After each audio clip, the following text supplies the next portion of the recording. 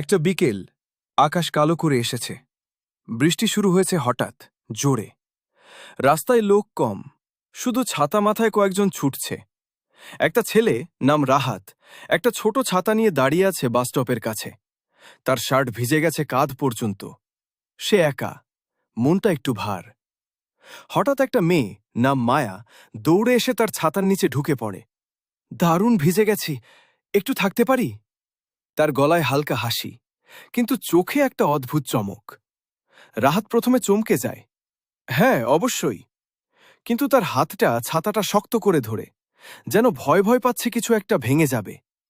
এখন বলো তো, এই মুহূর্তে রাহাতের মনে কি চলছে বলে তোমার মনে হয়? সে কি ভাবছে? এটা শুধু ছাতা ভাগ করা, আর কিছু না? নাকি তার বুকের ভেতরটা একটু দ্রুত চলতে শুরু করেছে? কারণ মায়ার ভিজে চুল থেকে পানি টপ টপ করে তার হাতে পড়ছে। আর মায়া, সে কি শুধু ঠান্ডা লাগছে বলে কাছে এসেছে, নাকি তার চোখ রাহাতের চোখে আটকে গেছে বলে সে সরতে চাইছে না? যদি আমরা এই দুজনকে একটু কাছে নিয়ে আসি, কি হবে পরের ধাপে তোমার মতে? রাহাতের হাতটা আলতো করে মায়ের কাঁধে লাগবে। আরেকটু কাছে আসুন, না হলে পুরো ভিজে যাবেন। নাকি মাই প্রথমে তার দিকে তাকিয়ে হাসবে আর বলবে, তোমার চোখে কি যেন আছে, চেনা চেনা লাগছে? নাকি কোনো কথাই না, শুধু চোখে চোখ রেখে থাকা, আর বৃষ্টির শব্দ আরও জোরে হয়ে ওঠা? এই ছবিগুলো দেখো একবার।